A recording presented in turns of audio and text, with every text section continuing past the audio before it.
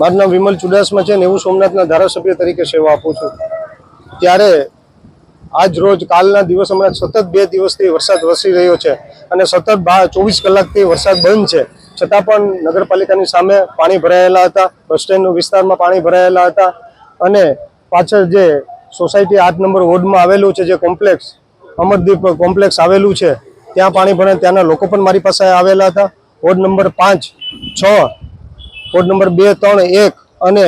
Ward number 10માં જે સટ્ટા બજાર આવેલું છે ત્યાં પણ પાણી ભરાયેલા હતા। ત્યારે મેં ચીફ ઓફિસરને અને સાથે નગરપાલિકાના સત્તાધીશોને સાથે લઈ અને તે વિસ્તારો બતાવ્યા અને ત્યાં કામગીરી તાત્કાલિક ધોરણ કરવા માટે થઈને કાલ રાતના પણ મેં કીધેલું, આજે સવારના બધાને સાથે લઈને વહેલી તકે લોકોને નિવારણ આવે એના માટે થઈ અને તેમને બતાવ્યું છે, એમને પરિસ્થિતિ સમજાવી છે કે ક્યાંથી ક્યાં પાણીનો નિકાલ થાય અને જે આ ગંદકીવાળો છે, ગટરો છે, લોકો રહી રહ્યા છે, જેને સફાઈ કરવામાં આવે, જેનેથી રોગચાળો ન ફેલાય, તેના કારણે તાત્કાલિક ધોરણે આ કામગીરી સંપૂર્ણ રીતે ચાલુ કરવામાં આવી છે અને વહેલી તકે લોકોનું નિવારણ આવે અને ફરી પાછો વરસાદ આવે અને લોકો આ સમસ્યામાં ન આવે એવી તેમને સૂચના પણ આપી છે। એ લોકો મને બાંહેધરી પણ આપી છે અને તમામ લોકો લાગી ગયા છે, પણ કામ કરે છે અને પણ કામ એવી રીતે થવું જોઈએ કે ફરી પાછો લોકોને સમસ્યા ન થાય એના માટે થઈ અને સંપૂર્ણ રીતે અમને બાંહેધરી આપી કે 24 કલાકમાં કામગીરી કરી આપશું। હા, એના માટે થઈને તમને ખ્યાલ હશે કે પરમ દિવસે રિજનલ કમિશનરશ્રીની મિટિંગ હતી,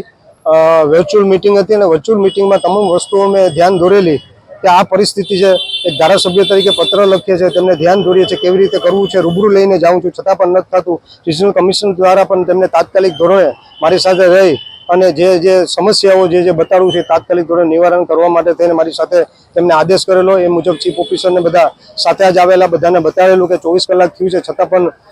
હજી પણ એની પરિસ્થિતિ છે। ત્યારે તંત્ર હવે જાગ્યું છે અને બધી જગ્યાએ જે મશીનરો એને લગાવી છે, હવે જોઈએ છે કે આ મશીનરો લગાવી છે એ સંપૂર્ણ રીતે કામ જે પ્રમાણે કરવું જોઈએ, જે પ્રમાણે કીધું હશે એ પ્રમાણે કરશે તો સંપૂર્ણ વેરાવળ પાટણ ભીડિયાના લોકોને તકલીફ નહીં પડે અને પાણીથી અને જે વરસાદના જે પાણીના કારણે જે લોકોના ઘરમાં પાણી ઘૂસી રહ્યું છે એનાથી નિવારણ આવશે। હવે જે તંત્ર દ્વારા છે એમની જિમ્મેદારી છે, નગરપાલિકાની જિમ્મેદારી છે, નગરપાલિકાની જિમ્મેદારી સંપૂર્ણ રીતે જો નિભાવશે તો એમાં સંપૂર્ણ રીતે લોકોને રાહત મળશે। અને એ સિવાય પણ મેં જે ફ્લાયઓવર 2 ચાલી રહ્યા છે એનું પણ ત્યારે રિજનલ કમિશનરને કીધું, એને પણ કીધું કે અઠવાડિયામાં તેમને કીધું છે કે એનો રિપોર્ટ મને આપો। મેં એમને પણ કીધું છે કે આ જે તિલક મિલ વાળું છે બિનકાયદેસર છે,